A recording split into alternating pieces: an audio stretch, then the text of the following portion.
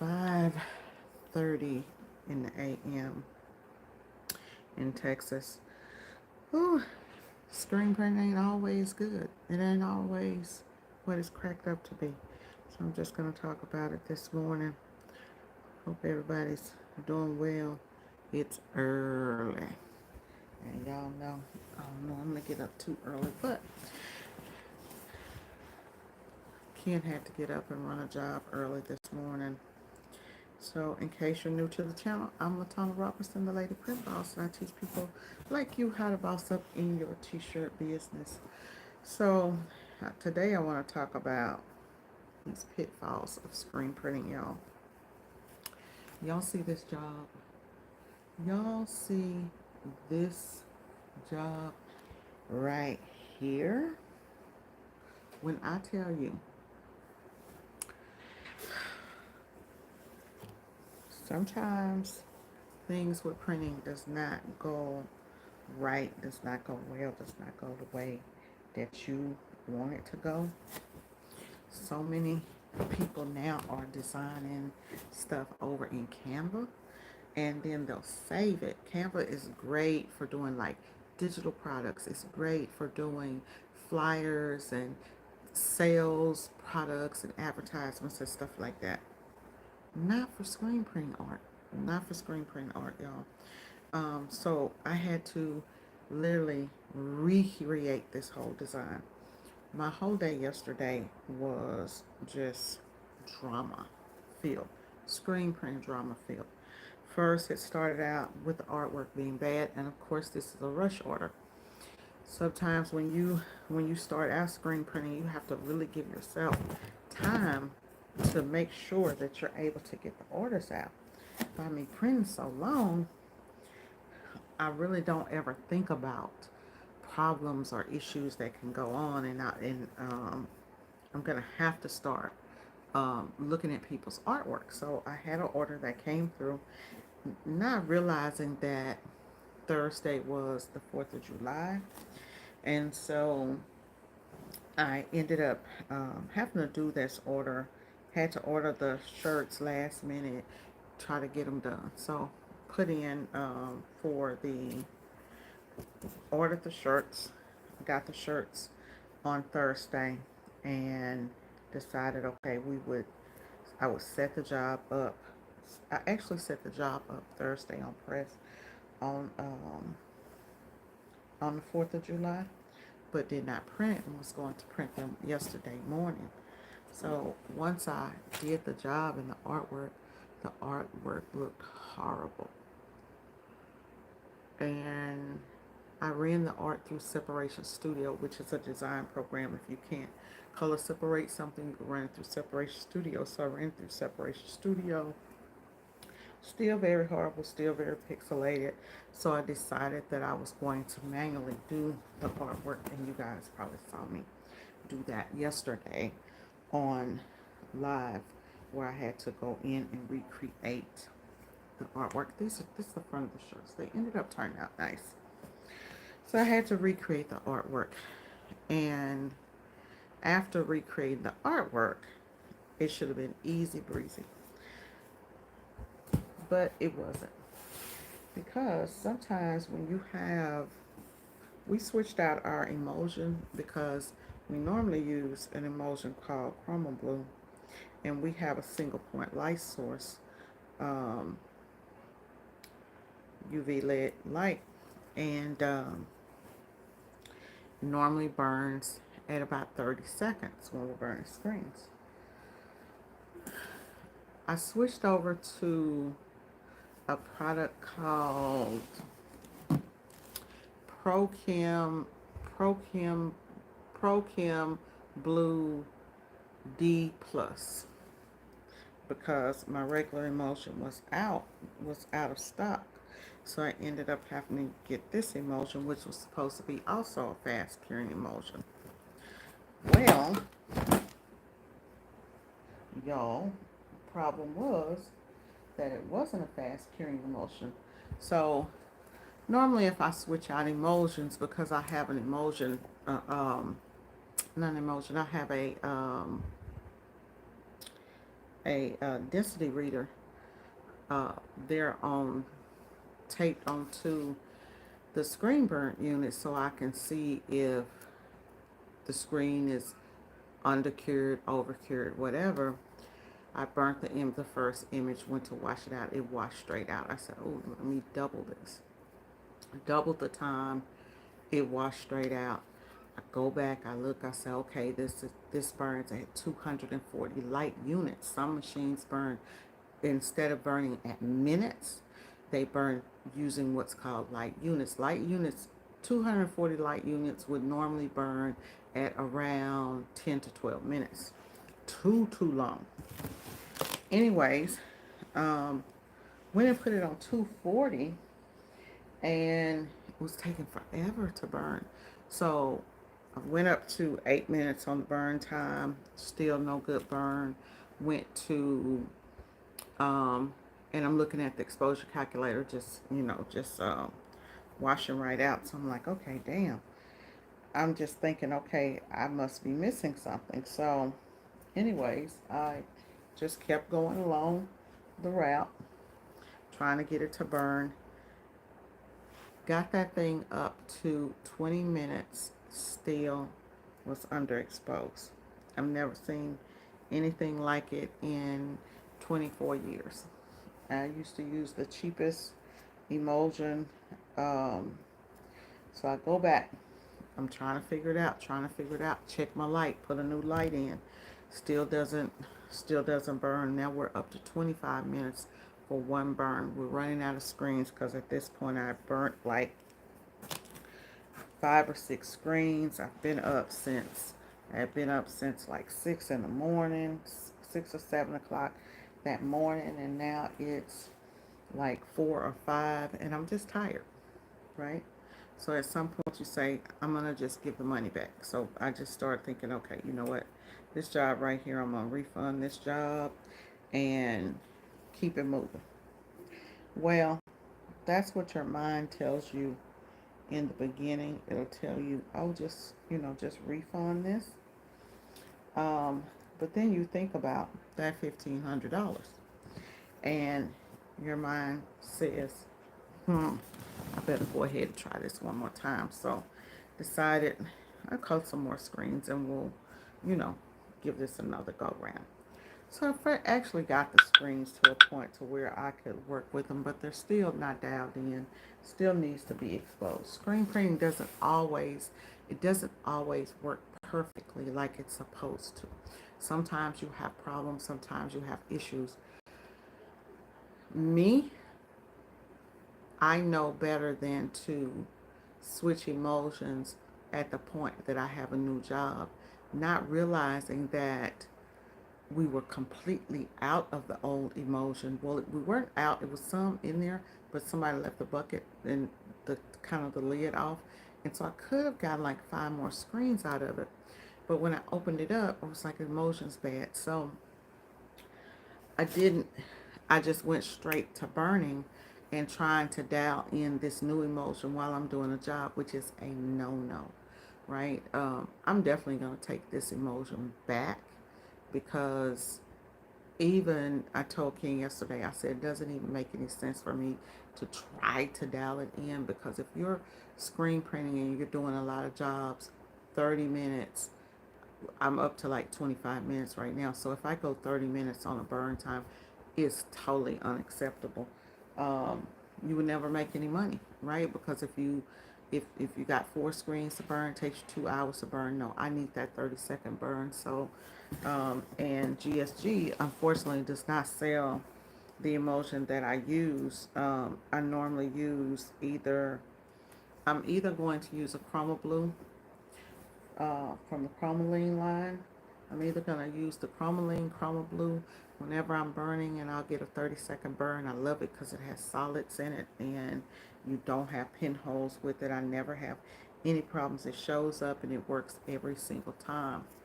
However, in the summertime, sometimes the humidity here in Texas is bad, and so I'll switch over to my Ulano Orange, which is also a super fast burn. Don't really like the Ulana orange because it's so thin and you have to do a print flash print with it. But it when I say it will get your job done, it'll get your job done. So that's what I have been pretty much dealing with. Um, we we finally got a decent burns. Like if you go and you wash out a screen and it's undercured, you can know sometimes. Sometimes you still know that hey, okay, the screen is undercured, and so you can still make it work, right? And then post expose it. And that's what we end up doing. Long story short, after I finally got the screens burnt, and when I say this, I mean like everything. When I say sometimes you just get jobs and you're like, what is going on? And you're pulling out your hair. My exposure unit, turned the exposure unit on, the light didn't come on. Pop! Blew the fuse.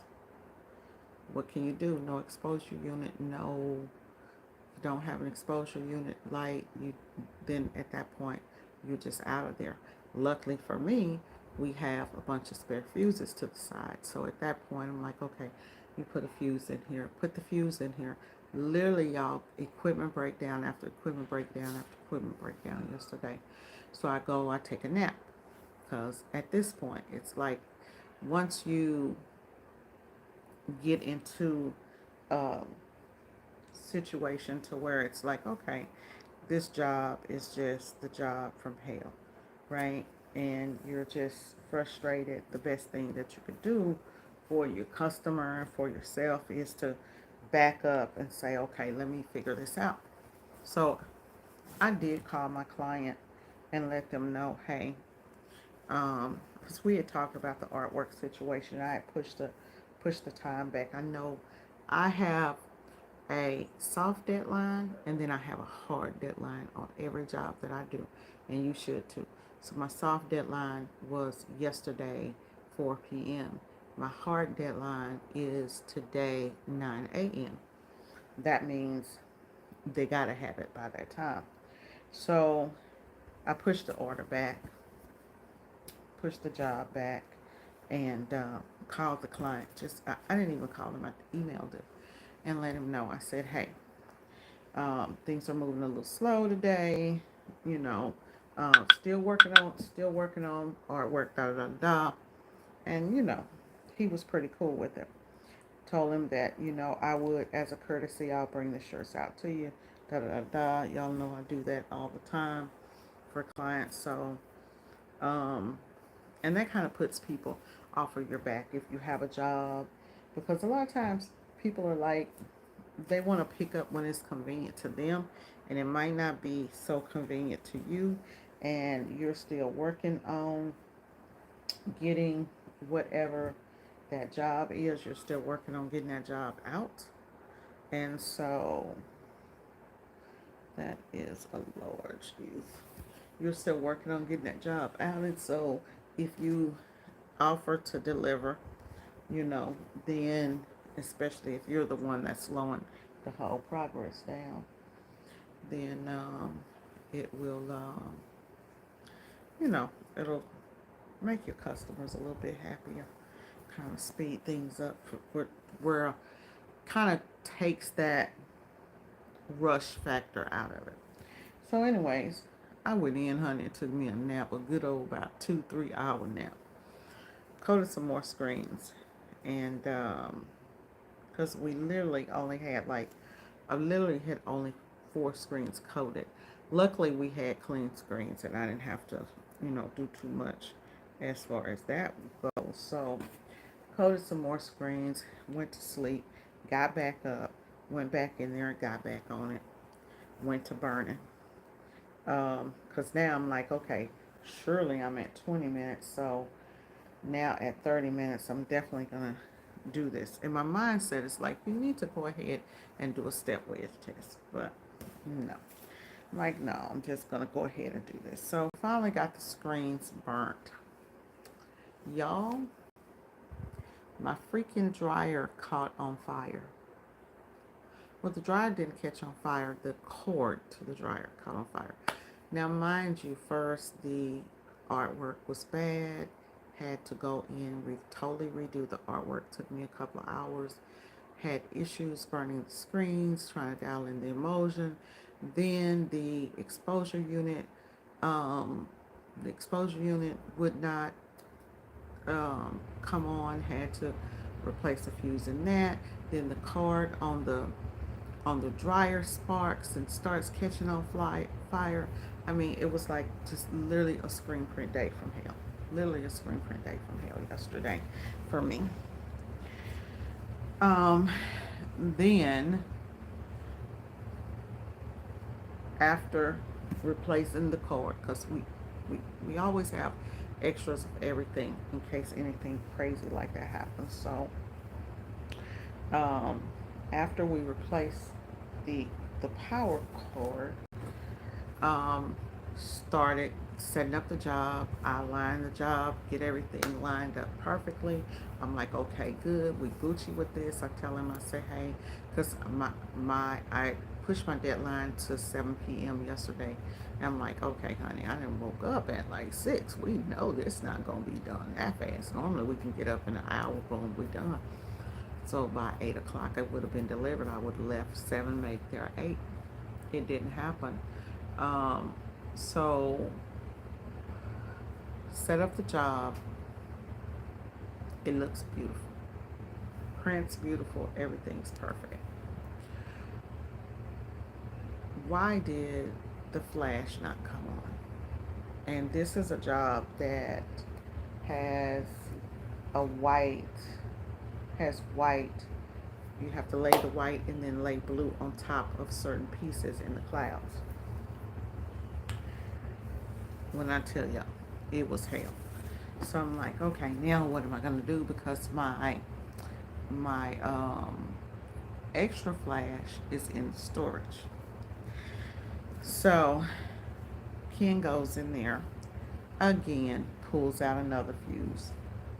I don't know. Yesterday was just like fuse problems, and I'm wondering, did I blow something yesterday in the shop? Because I remember, I'm wondering if I had the flash and maybe I had the flash and the burn unit hooked up together on the same circuit, and maybe they both popped, and that's what happened. Who knows? But anyways, y'all, it is almost 6 a.m. I'm gonna do a 7 a.m. delivery, and this is the finished product. Boom. Okay. This job right here, this little job right here gave me hell with all those little fine lines and stuff. It just would not. Canva just could not do the trick.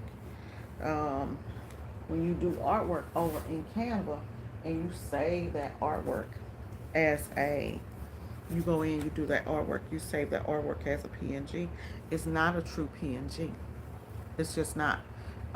You can even save it as a vector file. It's not a true vector file because the elements in it that are not like the free fonts and things like that, it will save as, it's just a transparent JPEG is what it is. It's just a transparent JPEG. That's all it is. So now that what I'm doing here, if y'all are like, what is she doing all that folding? You have to fold shirts by size. So that's what's going on here. And I'm almost through folding these shirts up. And once I fold them, I did not count. So I just actually need to go back and do another count. So make sure that the whole box is completely full. But screen printing, y'all, it's lucrative and it's a good business. Sometimes things go wrong, you know, even when you've been printing for years and years and years, and you get frustrated. And I was so frustrated yesterday. My first mindset said, you know what? Do a refund. And I even told Ken, I said, go and grab some money so that I can refund. I'm going to refund this order. And then as I'm thinking about it, I'm like, I've only had one or two jobs. I think I had one job after, and I went straight for 17 years getting every order that we had out on time. Never had an order that we did not get completed, that we did not do where we had to do a refund. Never, not one time in 17 years. And then we had a big ice storm in Dallas one year, and due to the weather, we were not able to get the order done. The wholesale distributor closed down, all kinds of stuff. So we were just not able to get the order done, which was crazy. There is absolutely no extra larges in this order, except for one. Is that right? So we were not able to get the order out, and that really hurt my ego. And so I think there was another time we had a job here recently, maybe in the last couple of years, that I had a situation with. But other than that, we've always gotten our jobs out. So I said, you know what? Let me take a breather, sit back, relax, and I know my deadline. I know when I have to get this done and get the job done. It's very gratifying when you know that, hey, I can pull through, because, and this is the thing, like, I'm so glad that the artwork that I had that did not print it, because I was telling someone, I was talking to somebody, and they said, hey, like, when I deal with customers, I just print what they give me. It's and there's a saying in the industry, and I wish people would stop saying it. The saying is garbage in, garbage out, right? So as a printer, when someone brings you artwork and they've created a design and they're in love with their design, right? You can't really say, okay, well, we're going to just take this and we're just going to take this and go and just do what we want to do, right? Let's go ahead and create something else. No, because sometimes those people, they have sat there for hours, they've created that artwork. Hi, Mr. Ace. Thanks for subscribing. This is a screen printing channel. I teach people how to start t-shirt businesses, how to do screen printing. We deal with all things t-shirt in the t-shirt industry. So when you're dealing with customers, they want what they want, right? So for me, I looked at the artwork. When the artwork came through, I looked at the picture of the artwork. Sometimes you'll get artwork and you'll be like, oh, I can do that. And then you open it up and it's something totally different. That's on me, right? So I didn't go back and tell my customer, hey, I'm going to charge a $150 fee to recreate this. I just went ahead and recreated it as a courtesy, because for one, if you ask someone, hey, do you have a vector file? Some people don't even know what a vector file is, y'all. So you have to be able to create artwork. You have to have, either you got to have that skill to be able to do redraws, or you have to have someone on your team that's able to do that, to fix that artwork, right? And here's the thing. So I was talking to somebody, and somebody stated in the comments, they said, well, you could charge for the artwork, right? So you cannot charge. Ow! How many heads you have on the M&R? So you can't really like charge at that point of you doing a rush order, and you've already told somebody that, hey, you're gonna take that job, and you were supposed to check the artwork, right? Because it's not on the customer then. It's like, you looked at it, you checked it, you didn't see it, you thought that it was going to be it was going to be easy breezy to do, and then now it's not. and the job is due the next day because we got a holiday, right? So you can't just jump in and say, oh, now I'm going to call that customer and tell them, hey, you got $150 art fee or $80 art fee, whatever it is that you charge. It's just not good business.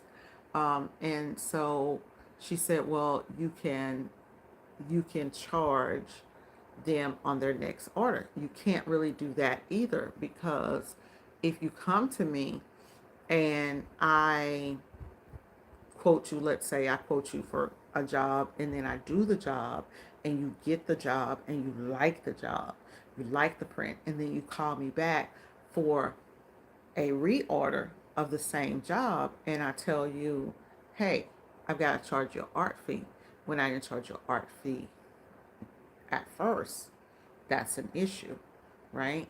So you'll lose customers that way. You'll lose customers that way. So for me, what I do in that situation, now I've created the artwork. I know that you're gonna come back to me for work, so I'm still gonna make money. Um, so you said you have 12 head. Yeah, we ran.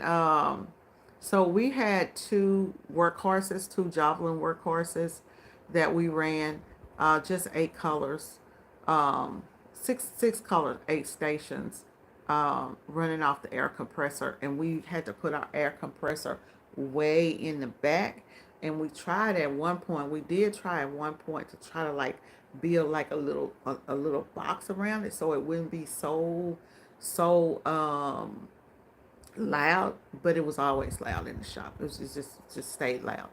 And so I stopped automatic printing a few years ago. um, I still have one automatic. It's on my box truck, and I have yet to like put it up. I've moved home and said, hey, I'm just gonna print from home and stuff like that. And I love it. And honestly, I make more money printing at home than I did when I was in the shop with my employees, which is crazy, because of the overhead that we had in a shop atmosphere, the employees, all of that stuff. Once I came home, I found that, okay, I kind of fell back in love with the process of screen printing. So, you know, I'm thinking now, business has picked up a lot, and trying to decide if my sons are able to, at a point, they're old enough now to where they can take over and want to do that, then I'll probably open another shop next year. But I don't want to spend all my time in a print shop anymore. And yeah, I don't want to spend all my time in a print shop anymore. So, oh wow, that's cool. You know what? Racing shirts are really, really, really cool. And so, especially if you're doing like those big prints and all that stuff, I never get stuff like that. It's always boring stuff over here. But yeah, y'all. So we had a rough day. Screen printing, you love the process. It's all about getting everything dialed in. Artwork, artwork, artwork. I'm telling you, you have to have, if you're doing like, even when you run stuff through a rip, through something like separation studio, where it'll automatically separate it for you. People think that, oh, if I get a separation studio, it's just magic. It's not always magic when the artwork starts out and the artwork is garbage, right? It's truly garbage in, garbage out. I say I don't like the word because I feel like, okay, don't print garbage, right? And that's the whole key to today's video, is if the artwork is not right and you can't get it right. This is the thing I was telling one of my friend girls. We were talking, and I said, hey, I said, this is the thing. When you're out, and let's say if you're a printer, and Ace, I'm pretty sure you've experienced this. and you know this, right? If we print something for someone and you print a job, right? And the customer gave you bad artwork. You know it was bad artwork. You know that it looks like garbage. You look and you're like, oh, this print looks like shit, right? Well, when people are wearing that print that looks like shit, guess what happens? People are going to say, oh, who did your shirts for you? Where'd you get that from? Oh, we got that over from TSD. Oh, I'll never go over there. Customers are not going to say, well, I gave them bad artwork, da da da da. So it's always on you for you to make sure that you are able to put out the best, the highest quality of work that you can.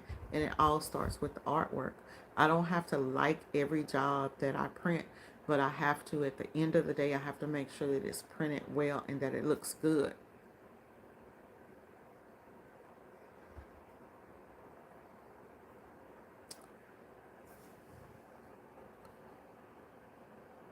Overhead is black. Whoa, whoa, whoa, whoa. Sorry. Oh, sorry. Was trying to read the comment. Oh, crap. Overhead is wild in my shop.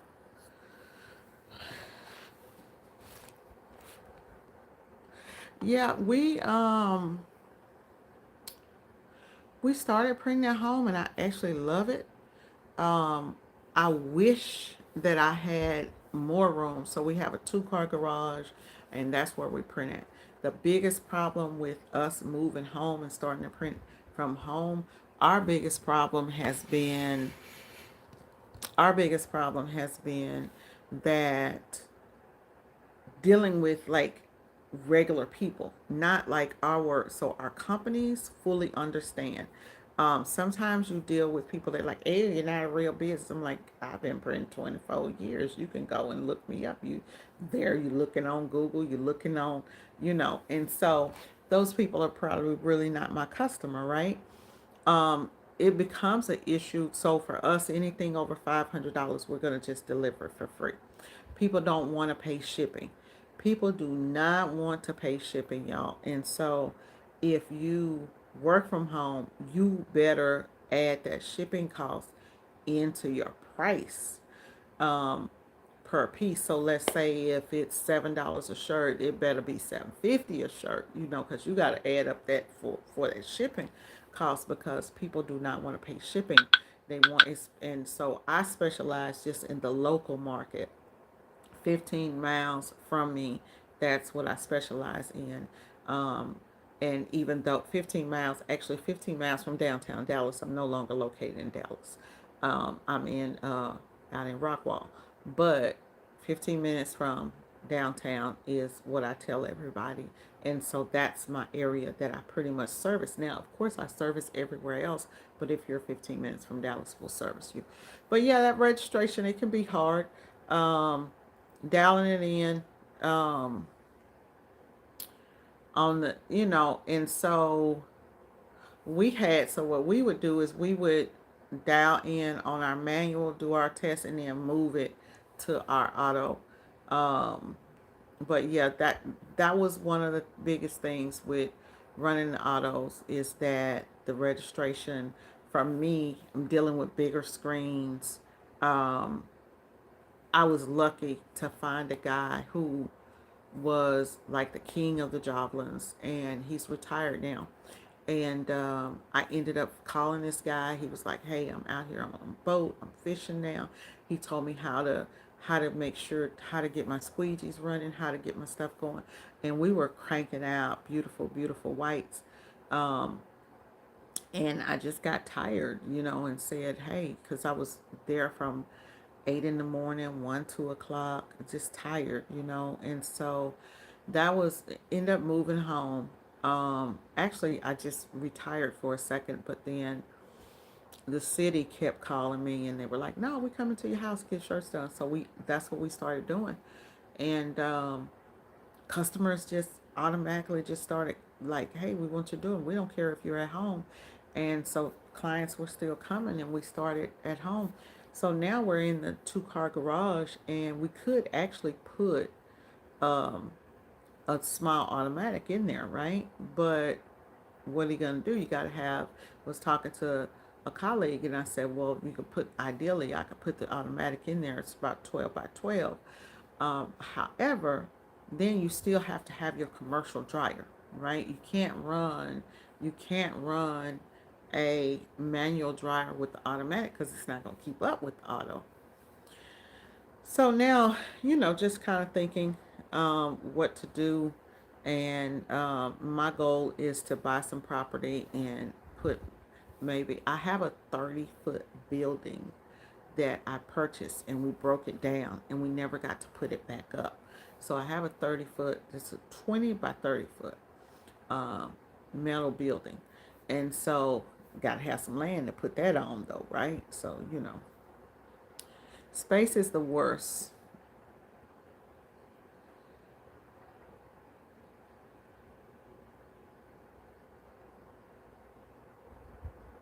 Yeah, yeah, it does.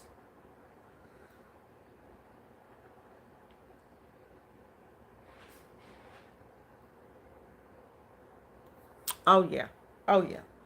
Um, so for us, the most colors that I've ever printed has been like 8 colors, and then we try to get that down. You try to get that down, like we would try to get that down to 6 colors. I'm pretty good with artwork, so I would do simulated process printing and try to. No, no, you're good. You're good. Do simulated process printing, try to take that artwork and try to drop down the colors. Sometimes you can't, um, but a lot of times you can. A lot of times when we were in our shop, what we would do, because when you're in the shop, you got overheads, you can't turn down orders, right? You gotta do whatever. So if somebody comes with that 12-piece order, with that, I mean, not that 12-piece order, not that 12-piece order. If somebody comes with that 12 color order, you're still trying to do it. And so we would break colors down and pretty much get them to a, we would pretty, thank you. We would end up getting them to a place where we could kind of reduce colors. But you're right. When you're doing, the more colors you're doing, now I always tell people, I'm like, okay, once you get that 12 colors, let's say, like you say, okay, you're doing 6 colors. Once you get it dialed in, the printing goes fast because with an automatic, all heads are printing at the same time. So at the same time as you're doing like a one color, except you've got the flashes, the more colors you're doing, you may have, like we had, my biggest problem was that I only had one flashback. And with one flash, it's like, okay, if you had multiple jobs that you need to flash, then we would have to roll the flash up. Um, but what I ended up doing is niching down and saying, okay, deal with, um, I'm just going to deal with customers who needed 3, 4, 5 colors, right? And then you drop it down. You start going after big events, after conferences. Put up a one color special. Run those one color specials, right? So you gotta have that, and so it makes it a problem. Um, so with us, we only had the one flash, so we had to do the double rotation, which takes you longer. Or if you have like 2 colors, like you say, you got, like we could flash our underbase. That's why we did a lot of simulated process printing. Because if you are doing simulated process, and let's say you have red, blue, green, yellow, pink, uh, you know, in white in the shirt, then the green can be created from the blue and the yellow. And you're printing wet on wet. So the only thing we were underbasing was our white, doing a white underbase. Sometimes we would do CMYK, and then we would do a wet gray. That's a whole nother, or wet white, either a wet gray or a wet white. and you can get some pretty decent looking um, prints with it, even though they say, hey, you can't do CMYK on black. If you do like a light gray, a wet gray, you can. um, it just takes, it just takes time. But we would do a lot of simulated process printing. Now I'll print up to 6 colors. um, but with DTF, it's kind of taken over, so it's like you really don't have to do up to 6 colors, because I mean 12 colors and all of that, because now you got DTF transfers. I'm not a fan of DTF transfers, of the way that the transfers feel at all. I'm not a fan of DTF transfers, y'all, even though I use it in my business. It's because it's kind of like what the market. I've learned, if I ain't learned nothing else in almost 25 years, I've learned to pivot with the market. And so I did not start offering DTF until customers started calling and asking for it. But I hate the feel of DTF transfers. Now, lately I've been using like a canvas to go over, like the picture frame that you buy, and take the canvas material off, and press my DTF transfers, and then press that on top of it, and it smooths the DTF into the shirt, makes it look and feel more like screen printing. But I'm not the biggest fan of it. Um, but now, literally, I mean, they have places that are doing DTF transfers, full color prints, $2 a pop, right? So it kind of makes you look at like, dang, I'm running all these colors, and so, and you just got to increase prices, not try to compete with other screen printers, not try to price for what other screen printers are pricing that job for. You got to price it for DTF, right? And so for small runs, it works. For small runs, stuff like that is going to work. Hey, I'm on the live. Give me give me 2 minutes. I'll call you. So for small orders, it works. If you're doing, I did an order. I think the largest order I did was 100 pieces on that, and let's see, I think mail is about to get on. The largest one I did was 100 pieces on DTF, but I much prefer single color jobs. One color jobs, you can eat all day. I will take a one color job, especially if one color jobs, 100 pieces or more. I'm good all day, all day. Um, to businesses, events, um, any type of B2B business, and that's pretty much what I'll do, versus doing the full color stuff. I do believe that production in house is best. I tried to do, we got into doing DTG. If you're a screen printer, man, and you're not used to dealing with that humidity and dealing with all the problems of printers, and trying to deal with DTG and all of that stuff, and the cost, the breakdown, all of that, it was just too much for me. So we just totally got up out of it. And started doing,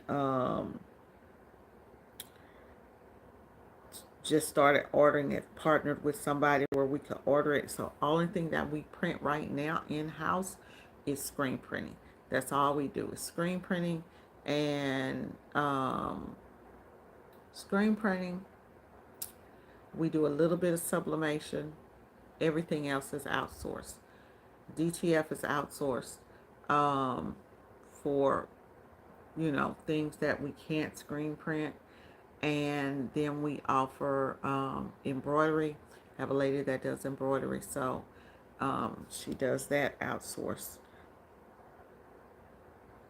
But y'all, just wanted to get on here and talk to y'all really quickly, and just kind of talk about some of the pitfalls of screen printing, because it ain't always it's not always amazing, right? It's not always amazing.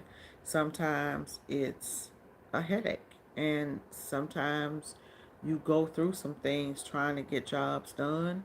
Luckily, I was able to pull this job off and keep my good name, and so my customer will be happy. I'm just not going to put out garbage. So I always tell people is, hey, you know, I'd rather extend my time and hit that hard deadline than to hit my soft deadline and give you a bad print, because at the end of the day, your name is going to be the name that's on the shirt. And when you put out garbage, people are not going to, they're just not going to come back. But in the next few days, we're going to do some cool simulated process prints. I've got I've got a Batman, not a Batman, a Joker that I want to do. We're gonna half tone him, and I'm gonna do him on the manual because y'all know that's what I got to work with. And I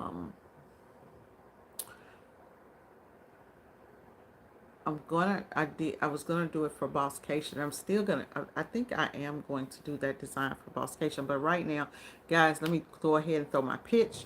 I'm hosting Bosscation. Bosscation Dallas is a yearly business retreat for screen printers. Those of you guys who want to boss up in your t-shirt business and you're really trying to dial in your techniques, and we're talking about manual printing, not automatic. You want to dial in your techniques. You want to learn how to screen print. You want to learn how to do it fastly. You want to learn how to do it fast, not fastly, fast, efficiently. And most of all, you want to learn how to market. You want to learn how to get the customers that you need to keep your business going, because you can go to YouTube University and learn how to screen print, right? The problem is that the little tweaks, the little things that you need, that perfect angle, that how to speed that job up, how to deal with fibrillation, how to um, get that perfect registration, things like that. They'll speed you up. How to make sure those screens are properly cleaned. Um, when you come and you take my class and you learn the Boss Blueprint, I teach you how to print for production, which starts with your equipment, where everything is set up, making sure that you're able to run your shop fast and efficiently. It starts with efficiency, and then we move on to skill and learning the skill of printing. Things like how to print a white with one hit, how to do that, how to coat your screens properly, and mesh counts and all of that stuff. And then, so that's day two of the event. Day one of the event, and I do this, and no other business consultant in the industry is offering this. So this is a great class for you guys to come and take. Day one of this event, we're going into nothing but sales and marketing.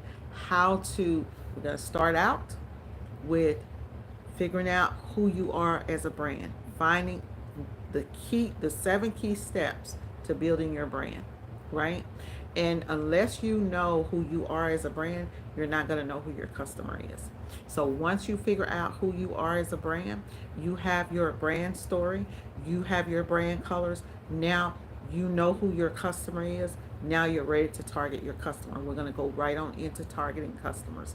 And I'm going to reveal for the first time only, once and only, I'm going to reveal to you guys my steps that I do to make sure that I'm able to make over $200,000 a year at home. If you watch the channel, you see me come back in last year and kill it, right? After being off for quite some time. So I tell people it's one thing to learn how to screen print, but what do you do once you take that screen printing class and you're stuck? You got the screen printing class. What do you do next? What's your next step, right? After you've printed the shirts for your friends, for your family. What do you do next? Um, Maybe you make up some flyers, right? What is, you have to have a marketing plan. People always talk about a business plan. You got to have a marketing plan if you want to grow in 2024 and beyond, right? And we're not talking social media, right? We're not, you cannot, um, social media is great for some businesses, right? I tell y'all, I'm prehistoric social media. I built my money, made my money before social media. I'm still not on social media a lot. I'm over on YouTube, but I'm not on. You don't see me posting a lot on the TikToks and the Instagrams and all of that, right? Because big businesses are not ordering off of there. Individuals, millennials and down, they're ordering off of TikTok shops and things like that. It's great for individual products, small products. But if you're wanting to sell products in bulk, right? If you're selling products in bulk and you have a service based, if you're service based and you're doing products in bulk, email marketing is the way to go. Email marketing is the way to go. I've got some email sequences that I'm going to drop over on the Lady Print Boss channel. Y'all go check it out. If you're interested in attending Bosscation right now, you are getting for $4.97 on an early bird special for 2 days, which is going to be the 21st and the 22nd. You're going to get all of the classes from the marketing to the printing. So it's A to Z workshop. We're going to do basics and we're going to do advanced techniques. We're going to talk about your administrative side of your business. The focus is customers and how you can get them. When you leave my course, and we're talking in-person training, y'all. When you leave this class, you're going to be able to walk out the door with or without equipment, and you're going to have the tools that you need to go and make your money immediately. Like, you're going to know the key steps for you to go and literally get those 100-piece customers and above, right? So that you can start your sequences. And we're going to do a bunch of guerrilla marketing up in there, right? We're going to do a bunch of guerrilla marketing in that class. So $4.97 for the 2 days on the early bird special, which is normally like $6.50.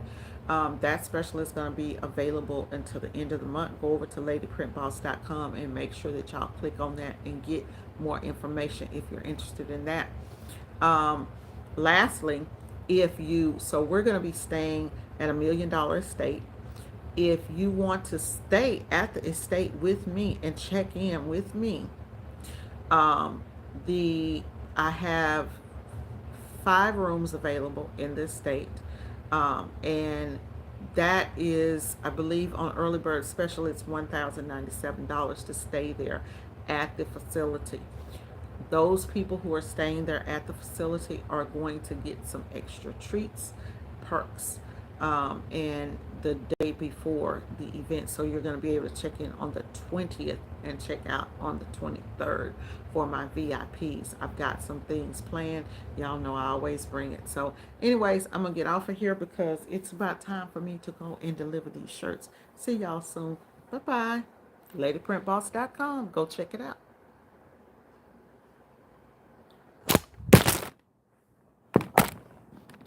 Oh.